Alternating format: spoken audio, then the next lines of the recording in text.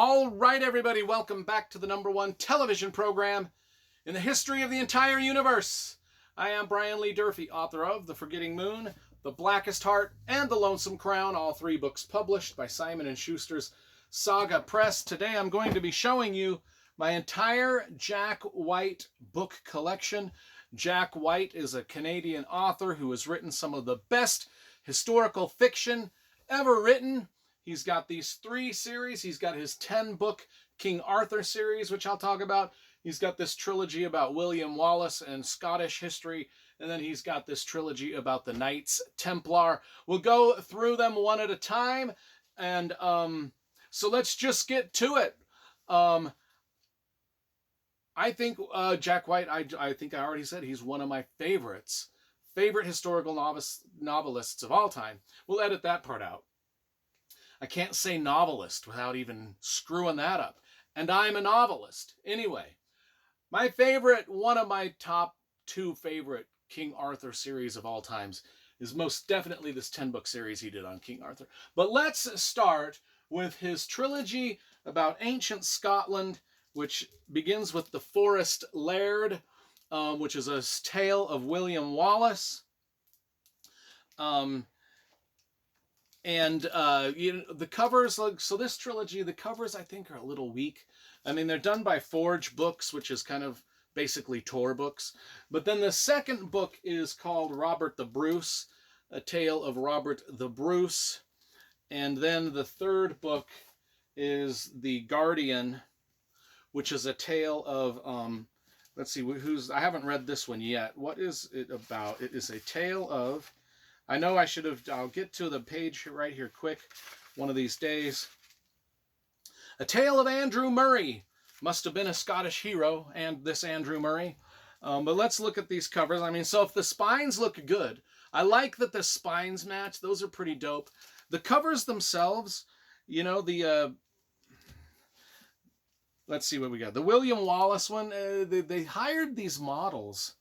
I don't know if they look like real tough guys. They look like they'd be more apt to be selling you a cafe latte at your local Starbucks. They don't look like macho men at all. They don't look like they are going to free Scotland from anything other than, all the Starbucks.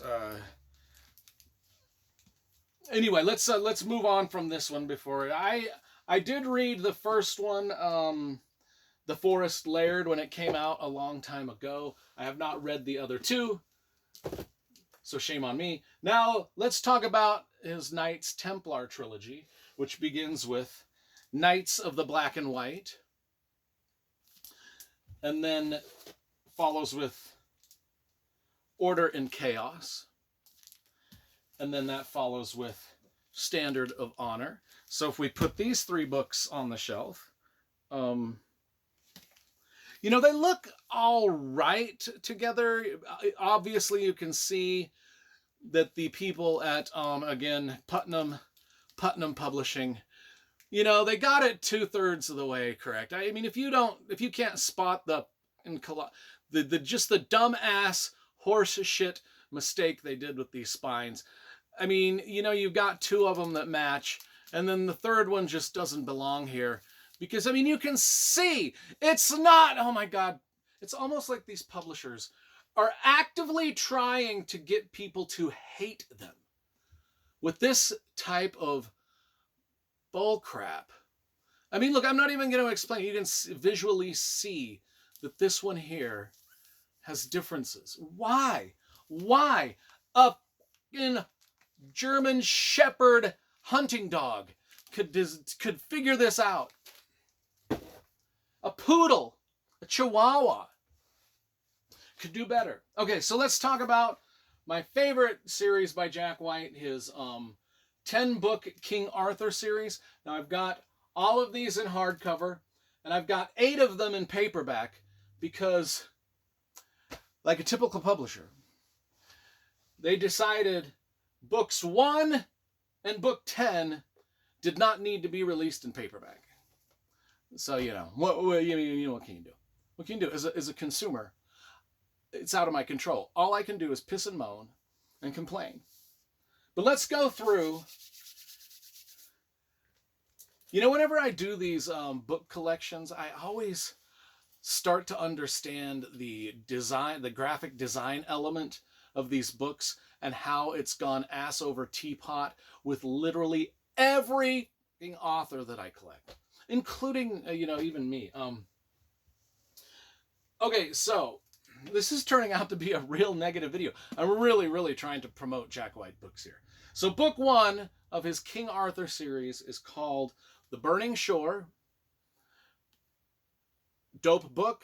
The King Arthur series, it's a 10-volume series of King Arthur lore, and it starts with the several generations before King Arthur is even born. In fact, the first 3 to 4 books aren't even really, King Arthur's not even really in it. It's just about his ancestors, but the books are dope nonetheless. The Burning Shore is book number 1. The Sky Stone is book number 2. We've got this cover by John Howe, who did a lot of the work on the Lord of the Rings movies. Now, the paperback version of the Sky Stone, oh my God. Okay, that's another thing. One more thing needs to be edited out. Hopefully my editor will edit that out. Did you guys know that my editor is actually my cat? That's why the editing is so good in these videos. So the Sky Stone hardcover and the Sky Stone paperback. I like the paperback cover a little bit better. And then book number 2 is The Singing Sword. That's kind of a cool cover. Now the paperback cover is right here. Now the paperback covers are done by Edward Miller. All the paperbacks that I hold up are done by Edward Miller. Also, the first 4 books in this series, I have left a detailed book review on my channel. So if you do want to watch any of the detailed book reviews that I did of the first 4 books of the series, just type in my last name, Durfee, and then Jack Whyte's name into your YouTube search bar. Remember, it's spelled Whyte.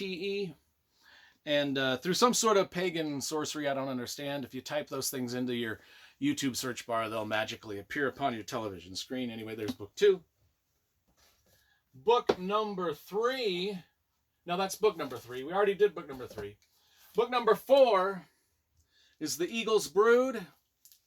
And then, we've got the paperback volume here. So as you can see with the hardcovers, in the first 4 books, they just couldn't quite figure out what design element they wanted to use, which is fine, if you want to do a different design for each book. But then on book 5 here, they decided to settle upon the Edward Miller covers with Uther. So we've got, this is basically the same cover. So then we get some consistency with the covers from here on out. Book 6 is The Saxon Shore. Of course, the paperback volume also looks the same.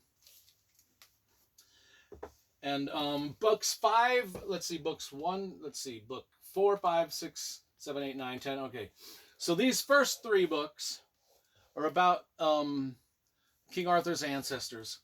The Eagle's Brood and Uther are about Merlin and Uther Pendragon growing up and becoming adults. And then the last 1, 2, 3, 4, 5 books in the series are actually about King Arthur as a young boy and growing up and getting old. So we talked about the Saxon Shore, the fort at River's Bend. We've got right here. Now we're deep into actual King Arthur stuff. King Arthur doing King Arthur things. We've got the Sorcerer.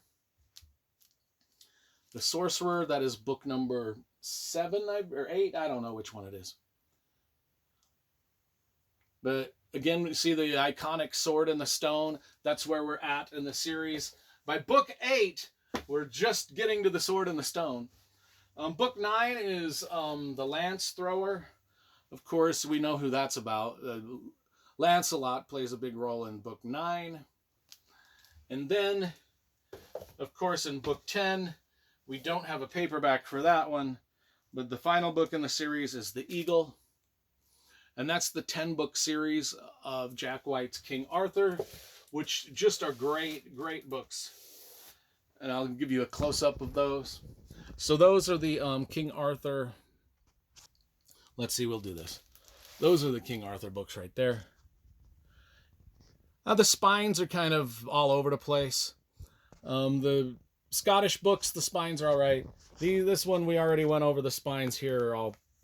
And then on the paperback versions, the spines they're decent. Okay, so that is my Jack Whyte book collection. And we'll see you next time.